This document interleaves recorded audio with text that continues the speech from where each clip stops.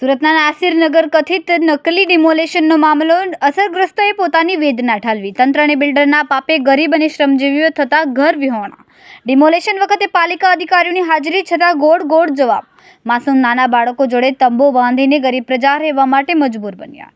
શહેરના નામી બે બિલ્ડર અને તંત્રના કેટલાક અધિકારીઓની સીધી સંડોવણીની આશંકા. કથિત નકલી ડિમોલેશનમાં અસરગ્રસ્તો ઝંકી રહ્યા છે ન્યાય. નાસિરનગરની બાજુમાં આવેલ બાંધકામ પ્રોજેક્ટની કોઈ મંજૂરી નહીં છતાં તંત્ર દ્વારા નોટિસ આપીને સંતોષ માની લીધો. નોટિસમાં બાંધકામ સાઇટની કોઈ પૂર્વ મંજૂરી નહીં છતાં બેઝમેન્ટમાં માટી પુરાણ કરવા સૂચના અપાઈ. નફટ તંત્રને ગરીબના મકાનો ડિમોલેશન માટે દેખાયા પરંતુ બિલ્ડરનું ગેરકાયદે બાંધકામ નહીં દેખાયું. પાલિકા કમિશનર ઘટનાની તપાસ કરી રહ્યા છે. તપાસમાં સમગ્ર ભીનું સંકેલવાની પેરવી છે. ગરીબ પ્રજાને ન્યાય મળશે કે પછી તંત્રના અધિકારીઓ અને બિલ્ડર સમગ્ર પ્રકરણમાંથી છટકી જશે તેવા સવાલ ઉઠ્યા છે.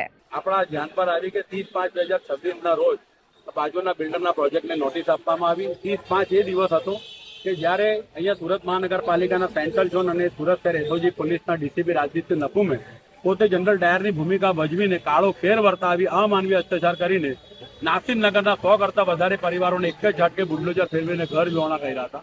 ને જ દિવસે નોટિસ અહીંયા આપવામાં આવી એ જ તારીખની કે ભાઈ તમે તાત્કાલિક ખાડાનું પુરાણ કરો ને તમારા બાંધકામની કોઈ પણ પ્રકારની મંજૂરી નથી. જો કોઈ પણ પ્રકારની મંજૂરી નથી તો આટલો મોટો બાંધકામ કોના ઇશારે થઈ અને બાંધકામ અટકવાની ને બંધ કરવાની વાત ભૂલ થઈ. આજે પણ બાંધકામ ચાલી રહી છે અવિરતપણે.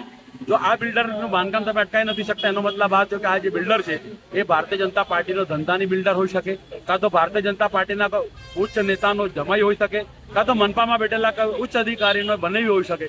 તો જે કાયદેસર કાર્યવાહી નથી કરી શક્યા. શહેરમાં આજે કોઈ સામાન્ય પ્રજા કે સામાન્ય લોકો મધ્યમ વર્ગનો પરિવાર 3+2 માળ કે 3 માળ બનાવે તો મહાનગરપાલિકાનું તંત્ર જઈને એને કાયદેસરની કાર્યવાહી કરે, જીપીએમસી એક્ટ બતાવી દે, બીપીએમસી એક્ટ બતાવી દે, લાખો રૂપિયા પેનલ્ટી ચાર્જ વસૂલ કરીને ડિમોલિશન કરતા હોય તો અહીંયા લોકો કેમ એમની કાર્યવાહી કરતા નથી? આખરે અધિકારીઓ પ્રજાના નોકર છે પરંતુ અહીંયા અધિકારીઓ બિલ્ડરના નોકરો એ ભૂમિકામાં દેખાઈ રહ્યા છે એટલે જ કાર્યવાહી કરતા નથી. આજે મ્યુનિસિપલ કમિશનરને અમે રૂબરૂ મળવાના છે, એમના ધ્યાન પર આ બાબત લાવીશું અને જો મ્યુનિસિપલ કમિશનર પણ કોઈ એક્શન ડાલે તો એનો મતલબ આ થઈ ગયો છે કે એ પણ આ બિલ્ડરના આર્થિક દબાણમાં હશે એટલે એક્શન કાર્યવાહી કરી શકતા ન હોય. કેમેરામેન હર્ષદ પાટીલ સાથે સુનિલ પાટીલ, સમય મીડિયા ન્યૂઝ, સુરત.